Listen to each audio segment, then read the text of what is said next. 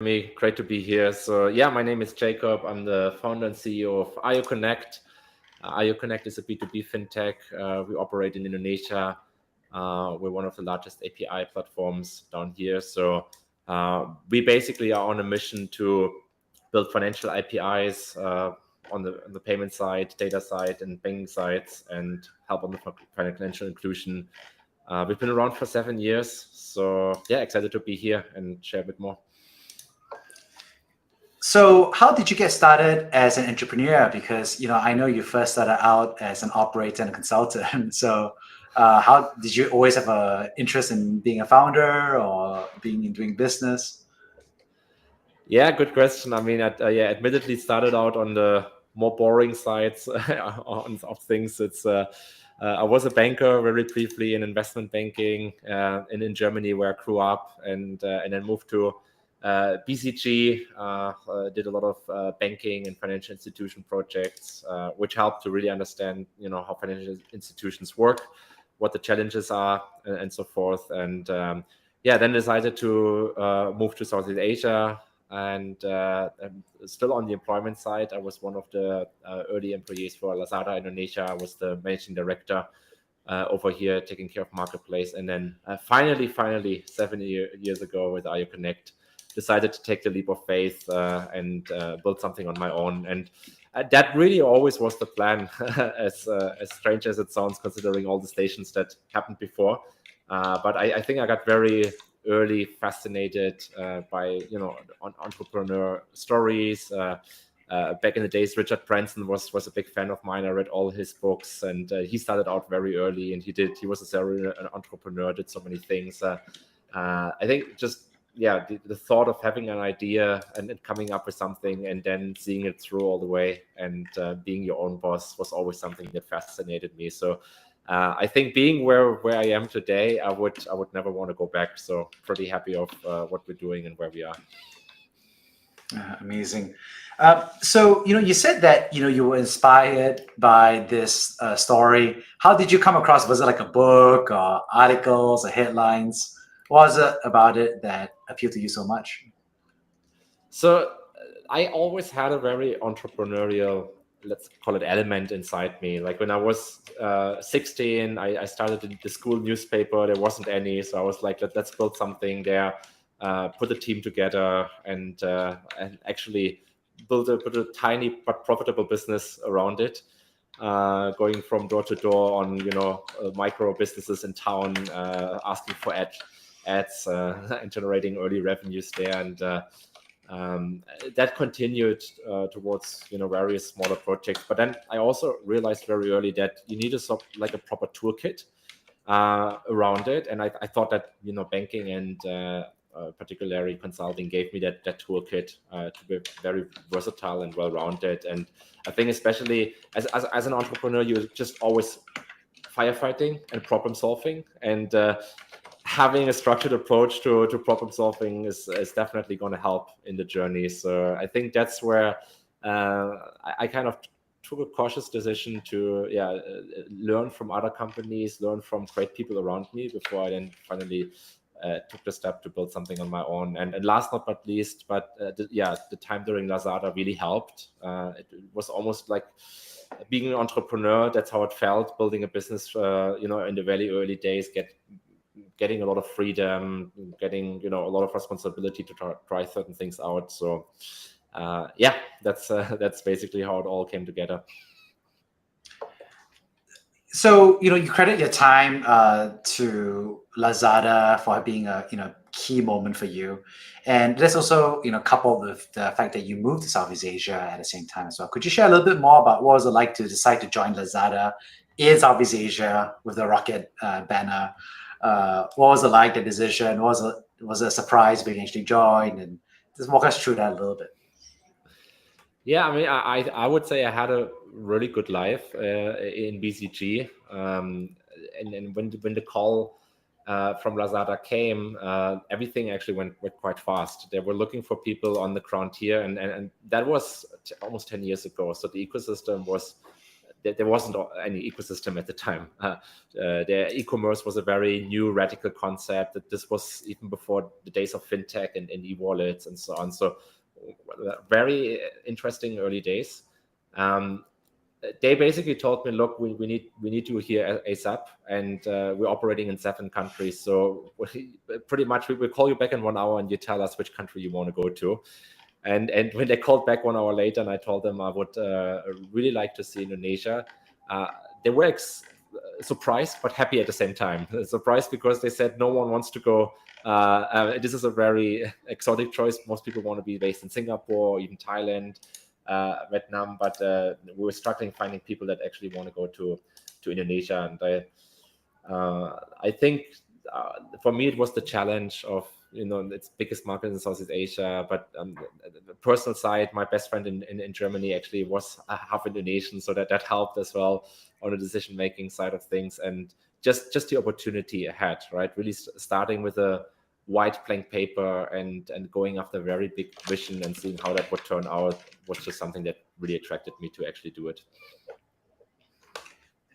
A lot of people were, attracted, right, by that vision, and then they moved, and it was like a double change, right? It's both a change in terms of geography, but also a change in terms of company culture, because it's a different vertical, right, from consulting to startup. So what was it like arriving in Lazada, in Indonesia, in market? Any good war stories about what was it like to build at that time, like you said, in a very young ecosystem? Yeah, I mean, definitely tons of war stories, I would say. Obviously a crazy experience, a crazy culture shock as well. I mean, one is just, building the business. The other one is being on the ground in Southeast Asia for the first time. I think I approached it with a very open mindset. So I was just like a sponge, sucking everything in, embracing all the news, I think also I was quite young, in my mid-20s at the time, so that's an exciting stage in life in general, where you're open to explore new things and different cultures. So that was one. I think on the business side, essentially the challenge was to educate people about e-commerce, but also convert users to trust digital transactions in the first place. So I was the director for Lazada Marketplace, which meant opening up the platform for third-party sellers, going to businesses out there, convincing them to join e-commerce, and the trust level was just very low.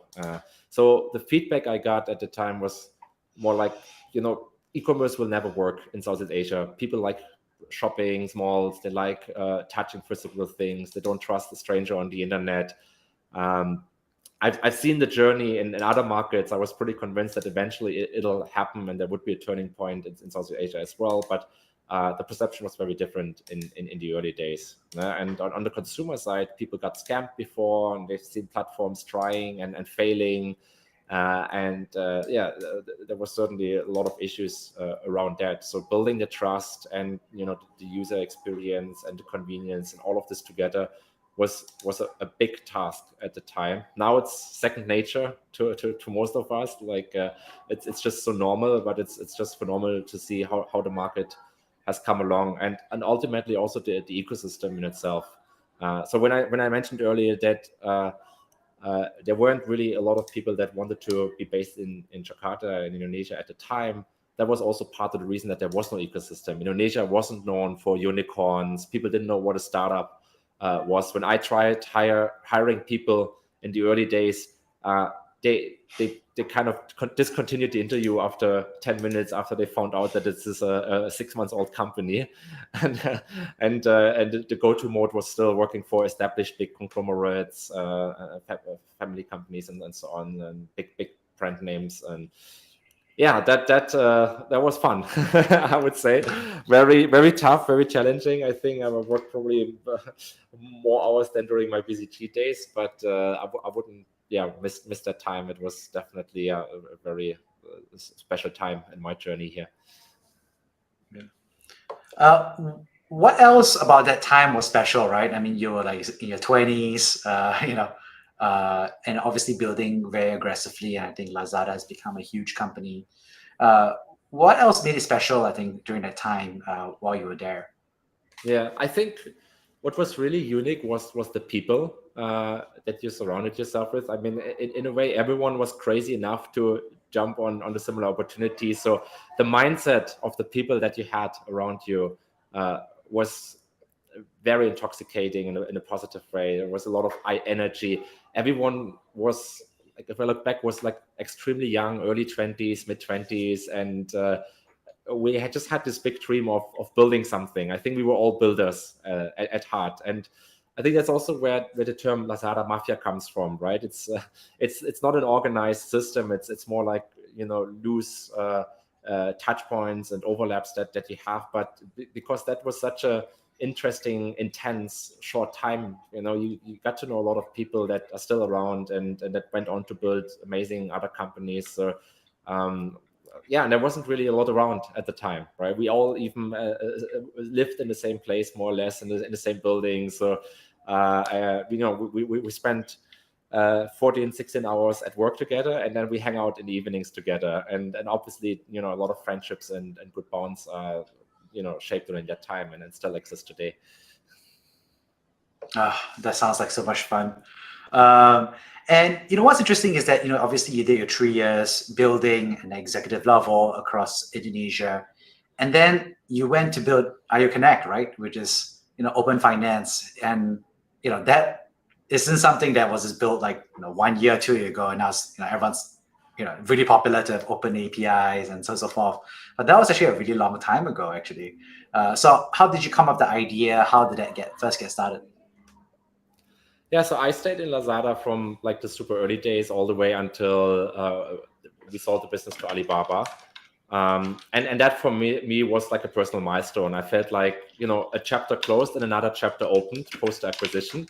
So I realized for myself that, I've been there during the very interesting time, and it was time to move on. And that's basically when I met my co-founder, Shara Kapalani, who's an Indonesian, and we both wanted to build something. He came from a product and tech background. I came from a more commercial business, financial background. So I think we realized early that we're really complementary in our background. He had been involved with building companies before and scaling them successfully. So we basically looked at what the opportunities were at the time, and very quickly we realized that fintech is something that is very close to our heart, and there's certainly a lot of even today, but especially back in the days, a lot of issues, a lot of things that are broken in payments and financial transactions, in the consumer journey, among different things, and that's basically where we then basically started with our first use case, which was utilities and digital products. We were actually, in fact, the first ones in Indonesia who put this on a mobile platform before there was e-wallets, when smartphone penetration was still less than 30% in Indonesia. So that's how we essentially started. We came actually from a user journey, being users ourselves, having pain points ourselves, and then very quickly realized that the more exciting opportunity is actually the infrastructure layer below. We realized there's Indonesia needs a lot of consumer-facing platform and businesses, and we see this still holding true till date. But what's needed is sort of like a toolbox to enable entrepreneurs to build their businesses and scale their businesses very quickly. And cloud architecture is, I think, a good similar example there. No one building a new company today would think about putting some servers into their office. Obviously, you use cloud servers, whether it's AWS, Google Cloud, and so on. So we realized there needs to be something like this when it comes to embedded financial services, payments, data stack, and so on. So I think that's where the big vision initiated from, but obviously we had to start somewhere at the time. So we started small with one use case, and only over the last couple of years we were able then to broaden the use case, and that's ultimately then where we ended up in open finance and open banking, and still even feels very early today, being honest. Amazing. And What was challenging about that in the early days, right? Because I don't think that was very clear even back then, and even now, as I think people are still, question mark, right? So was there a lot of skepticism around from folks at that time, and what color did that skepticism take? Yeah, so I mean, a couple of layers there. I think any business, starting a new business, is always challenging, right? The odds are stacked against you from day one. And then on top of that, I think starting an infrastructure business is to a certain extent also even more challenging in the early days, because infrastructure takes time, it takes relationships, it takes integrations, it takes a lot of investing upfront without immediate results coming back to you. So the product cycles tend to be much longer. Being in a B2B space also doesn't really allow you to have a half-baked solution when you deal with people money, people data. When you have big clients on the other end, some of our clients are like the biggest tech unicorns in Indonesia, or the top 3 banks and so on. So you need to have a certain degree of professionalism around it, but that takes time. And then trying to juggle all of this, having a small team, still being in the market for fundraising, trying to get early results, was an extremely challenging time. And as time moves on, I think it's getting easier, because you're building a brand, you're being known for something, you're having the relationships and so on. So that's there. And I think the other component is, as you mentioned, there was a lot of skepticism, because when you're trying to improve something, you basically ultimately have to tell people that something is not working in the first place, or that something is broken, and that's not a very comfortable message to to give to banks or ecosystem players and so on. No one likes to hear that things are not really working or good and so on. So yeah, I think now, in hindsight, we've come a long way, and also our early clients realized what we meant by that. But I think that was one of the early challenges as well. So how do you go about messaging that in a nicer way / more diplomatic way? I think that luckily the ecosystem has changed, right? Like we're not the only ones pointing it out. There's now, and in fact, I think there's a lot of awareness, especially when it comes to open banking. I think 2-3 years ago, the term open banking wasn't known in the ecosystem. All of a sudden, it's everywhere. It's part of white papers, reports, studies. It's being discussed at conferences.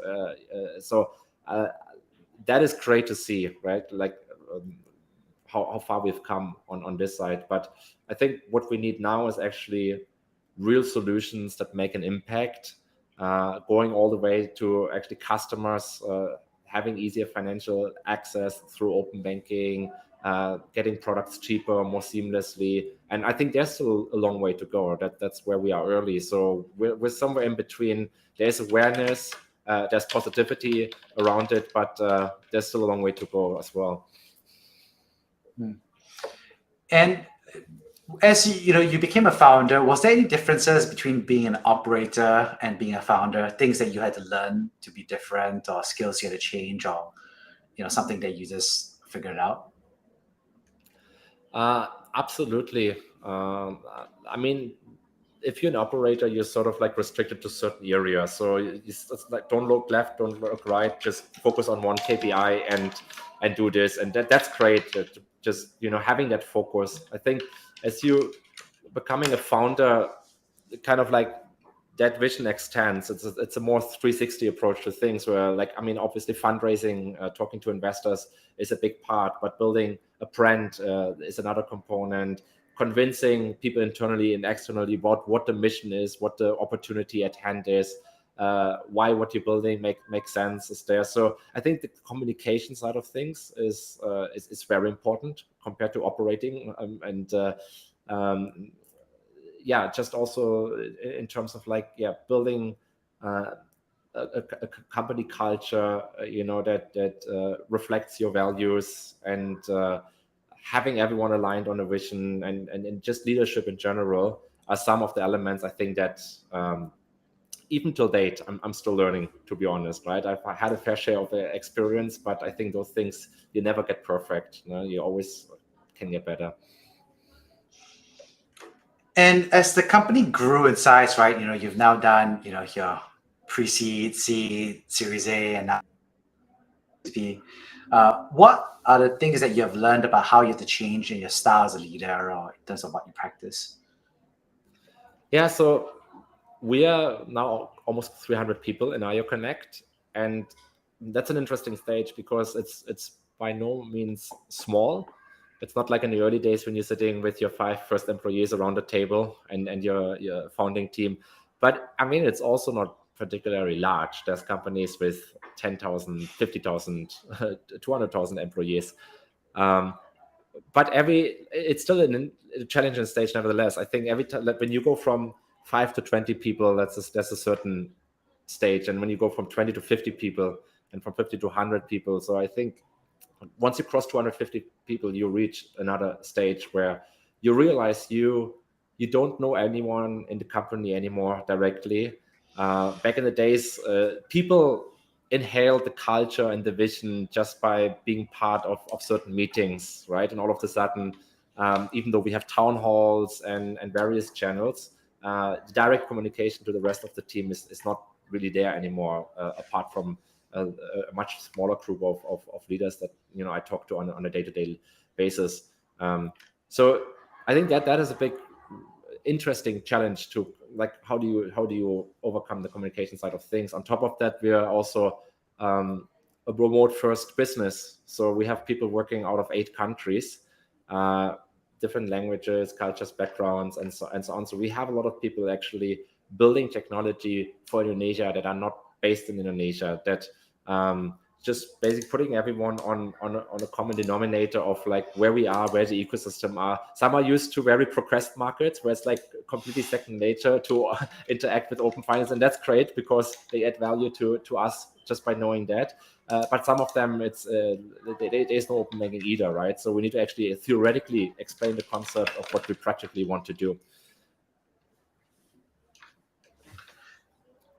Is that lonely? I mean, when I was a founder, as we scaled, it became more and more lonely in some way, right? And I think you're describing a little bit about it, which is, you get less and less people, even though you know more. You know less and less about people, even though you know more and more people in the company. I'm wondering how you feel about that. No, I think lonely is not the right word. Absolutely not. I mean, I'm fortunate enough that we have a strong founding team. So the same people, Adivora and Jakob that we started the business with, they're still there today. So that's a great core element. I'm not a solo founder. I think that's another level of challenge. But we had a great team from the beginning, and going through ups and downs that you arguably have in every founder story, in every startup story, just has brought us very closely together to a point where we know each other really well and work really well together as well. And I think on top of that, we're fortunate enough to have a really strong leadership team around us. So we make sure that we get to know each other on a personal level as well. We spend enough time outside of the office as well. We fly people in if they're not in Jakarta, to spend time with them. So I think that is very important as well. And there's a lot of support there. And we have other communication formats where I interact with as many employees in Ayoconnect as possible, and I get to hear their story and their journey and their reason for joining, and a lot of energy that I get from driving the business actually from them, because they're excited about what we're building. They realize how big the vision is. So it's the opposite of lonely. I feel there's a lot of support coming from different directions, also from the ecosystem as a whole.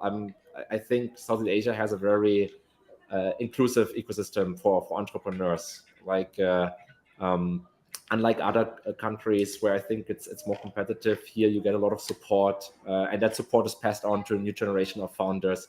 It's a small ecosystem. Like a lot of people know each other, and everyone is in the same journey. So no, fortunately, it's not lonely at all. But and I hope it stays that way. Yeah. And what's interesting is that you've also really gone on to build and won some misconceptions about say Indonesia and fintech / banking system. Yeah, a good question. I think there's a lot of noise that's good, but I feel we're still very early. Um, uh, I don't know any particular one misconception. I think I'm just too much on the ground here.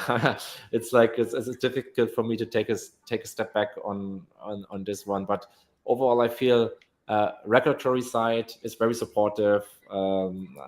I think they're putting in place a lot of good frameworks that help companies like us actually navigating the space. I feel on the demand side, there is a lot of willingness to learn about the solution that we provide and how that can help businesses to monetize better, or drive customer retention, or provide more value to their customers. Uh, Even on the whole financial institution side, banking side, that has come a long way in the last 12 months, opening up lot of really good discussions happening on that side. So I mean, I'm more excited than ever about actually the way Indonesia is going, and especially fintech in Indonesia is going. Obviously, it's an emerging market. Things work differently here than in developed countries, but that's with any industry in an emerging country. So yeah, no, I think there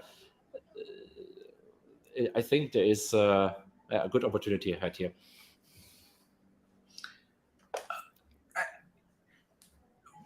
I think there's often feedback, right, that the open banking industry and fintechs are highly dependent on regulator action, right? Because if without regulator incentives or action, then every bank just continues being a walled garden, right? So is it fair to say that I think regulator, desire to push the maturity of the ecosystem is one of the biggest macro tailwinds, you think, for the ecosystem to grow, obviously in Indonesia, but also across Southeast Asia? Or do you think there are other factors that drive, open banking in Southeast Asia? Yeah. So I mean, I definitely prefer if there's a good regulatory body in place that actually can drive an agenda, because at the end of the day, we need to know what that agenda is. It helps put a framework in place. It basically puts certain rules in place of what you can do and what you cannot do. But then there's always guys needed that basically build the technology, the stack, and operate within those guidelines. So I would much rather prefer to have a strong regulatory body that is involved, because then that makes my job easier of building the business around basically the rules that have been defined. The alternative to that is that you have to push the boundaries, and you have to basically go into new territory, and more often than not, that is a gray area of what you can do and what you cannot do, and that might even backfire to a certain extent, right? So I think yeah, what happened in Indonesia in the last 12, 18 months has really helped pave the way on getting clarity and even comfort. Like that's where we see banks now taking more comfort and collaborating with API platforms and opening themselves up, because they understand that they're acting as per the regulatory framework, and they're in the green essentially. They're the last ones that want to try certain things out that are not clear there. Having said that, there will always be areas that are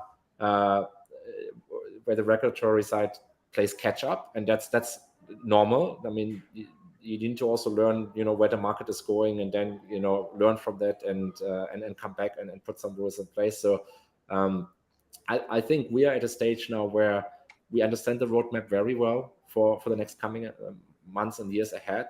And we're actually even getting to a stage where we can be, to a certain extent, be involved in the discussions, or being consulted on some of the ideas, and sort of like have a voice in the policy making or decision making process as well. And that's I think extremely exciting. So if you're able to shape the future of the country, and those things affect hundreds of millions of people for the next decades to come, then you're understanding kind of like the impact that you have, even though you're just a small player in that overall ecosystem, but nevertheless it's super exciting.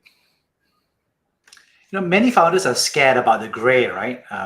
Because it's a task space, it's very fuzzy, and like you said, there can be a backlash, right, when not done properly. What advice do you have for founders who are building in, the gray? Yeah. I think communication is the key. Like, it's okay to push boundaries. It's okay to do things that are, not written out in detail somewhere else. But I think you need to be very transparent about what you're doing, why you're doing, and let the right people know about it. So then, I mean, a discussion is the basis for everything really. That's number one. I think number two is it's also a little bit your personal risk appetite to a certain extent. So some are just a bit more comfort pushing harder. Some are, a bit more on a wait and see basis. I think that's a bit more our approach. We don't have to be the first on certain things, but if we do it, we do it right, and we put meaningful resources and passion behind it. So yeah, I think there is no general advice. It's like different approaches probably also sometimes lead to the same outcome. But having a sort of like a feeling for the market helps, of like where are sort of like the lines drawn in the sand. The lines are sometimes a bit blurry, but there are lines. So certain things you can do, certain things you can't, and understanding how the regulatory side thinks, what their KPIs are, what their big mandate is, definitely helps to then also understand how they might think about certain things. On that note, could you share with us about a time that you personally have been brave? I think it's coming back to your earlier point, just taking the decision and the leap of faith to come to Indonesia in the first place was a big decision at the time. Essentially, taking any job offer in a country that you've never been before is interesting, and then on top of that, with the points of like what we discussed earlier, where the ecosystem was and the stage of the market, and all of those things combined, I think was one probably of the biggest decisions I made in my life. But sometimes also big decisions lead to big outcomes, and in this case, I think it was definitely the right one. I'm like, Indonesia is home right now. I've been here for 10 years. My wife is Indonesian. We have 2 kids, and I'm probably becoming Indonesian from the inside. I'm always saying. I mean, it's a fascinating place to be. I love the people. I love the culture. I love where it's heading and how it's been developing over the last decades since I've been able to see it. And it's not just fintech or digital ecosystem, but it's just, I mean, in general, as a country, like, I've witnessed the middle class rising, being able to afford things that they weren't able to afford early days. The skyline of Jakarta has changed. Like, there wasn't even half the buildings here when I arrived first, and there's new buildings every single month that get finished. So it's just all those different little data points, and being part of that journey compared to a more mature place like Germany, where I'm from and what I'm used to. Like, I haven't seen any of this rapid change, and we probably won't for the foreseeable future to come. So it's not for everyone. You need to be up for it, but if you embrace it, then it's a very rewarding journey overall. Leap of faith, right? That's a big phrase here. What is it about the leap of faith that makes it hard, I guess, for someone like you, from your perspective? That makes it hard? Yeah, you use the word leap of faith, right? That's your decision to move.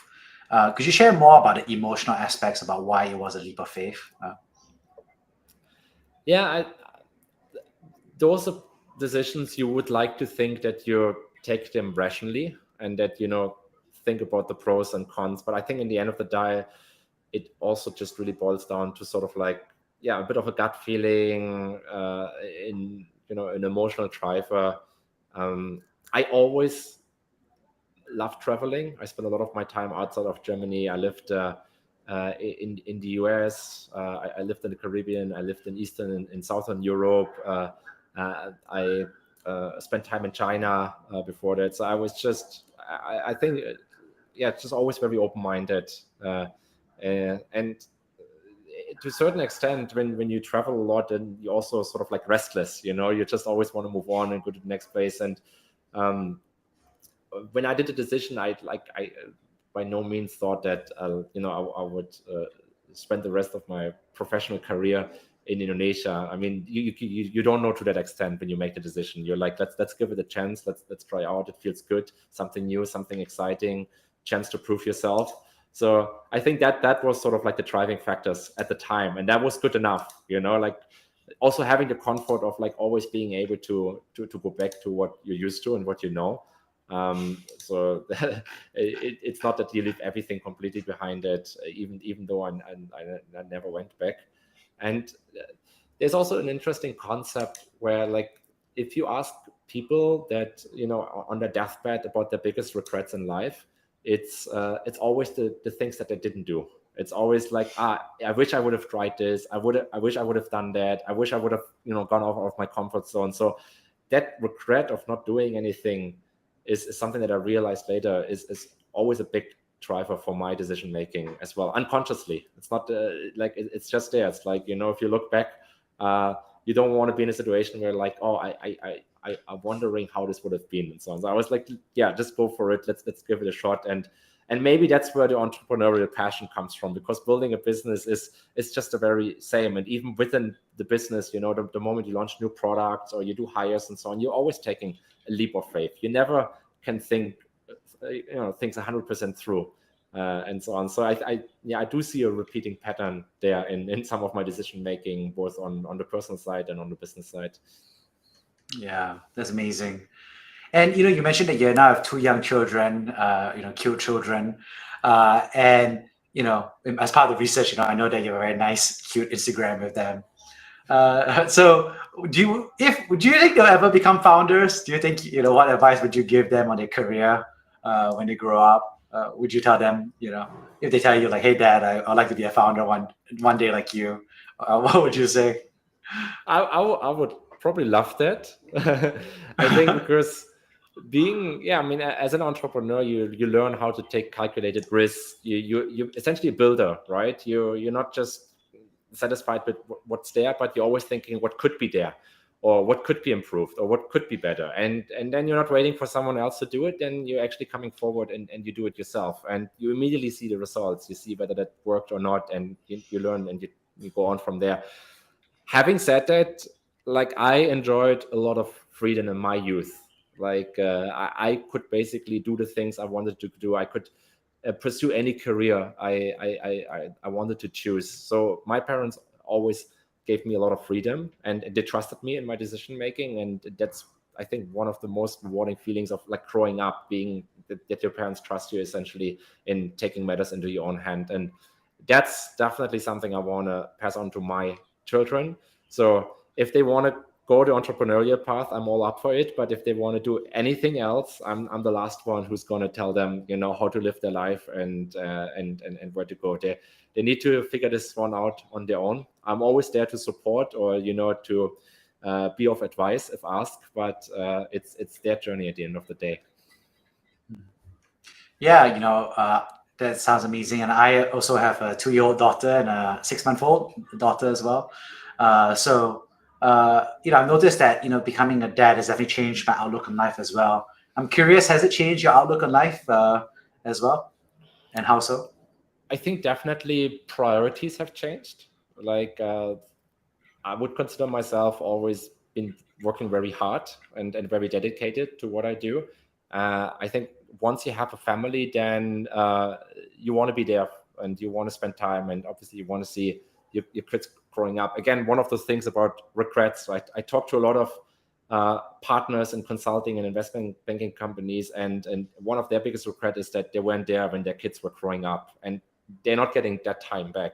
So that makes it actually more challenging, because you want to try now to do so many more things. You want to put sufficient time and energy into building a business. You want to be for the family, and I think that's something, how to prioritize, how to organize, how to plan, where you need to where you're getting better over time. So I think that's there. I mean, at the end of the day, as blunt as it sounds, having kids, having family is it's a very unromantic thing to say, but it's just another project as well. It's another attention-seeking things. And like, don't get me wrong, I mean it for the right reason. It's like you need to become very honest with yourself about managing your time and your calendar, your priorities, and so on. And that means that you take less other projects, right? That you're actually more sensible with your time. And I know that a lot of other people think about that as well. Even again, it's not the most romantic thing to say, but it actually helps to look at it that way. Now I'm gonna ask: do you have like a to-do list? Do you have a Gantt chart or like those kind of planners for a family as well? No, not really. I mean, I think so. Weekends are sort of like really family time. I think like it doesn't always work out 100%, but at least trying to approach the week with that priority in mind is there.